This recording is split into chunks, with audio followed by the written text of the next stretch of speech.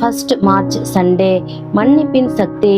மனுஷருடைய தப்புதங்களை நீங்கள் அவர்களுக்கு மன்னித்தால் உங்கள் பரமபிதா உங்களுக்கும் மன்னிப்பார். மனுஷருடைய தப்பிதங்களை நீங்கள் அவர்களுக்கு மன்னியாதிருந்தால் உங்கள் பிதா உங்கள் தப்பிதங்களையும் மன்னியாதிருப்பார். மத்தேயு 6:14-15. நாம கடந்த காலத்துல, அதாவது நடந்து முடிஞ்ச காரியத்தை குறிச்சு நம்ம மனசுல நமக்கு அவங்கள பத்தியோ இல்ல மத்தவங்களை பத்தியோ நமக்கு ஏதாவது மனக்குறை இருந்துச்சு அப்படின்னு சொன்னா அது நம்ம அதை விட்டுறணும். அப்படி நம்ம அந்த மனக்குறையை நம்ம மறக்கும் பொழுது நம்முடைய இருதயம் நமக்கு மாறுது.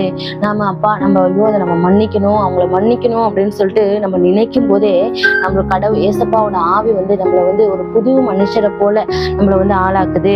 அதனால நாம அப்படி நம்ம மன்னிக்கணும், நம்ம அவங்கள மன்னிச்சிடணும் அப்படின்னு சொல்லி நம்ம மனசு நினைச்சாவே நம்ம புதுசாகி நம்ம விசுவாசத்தை நம்ம கிட்ட பலப்படுத்துது.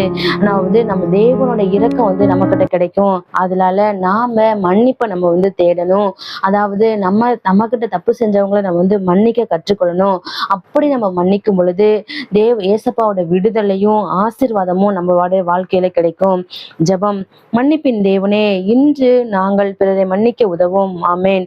Happy March.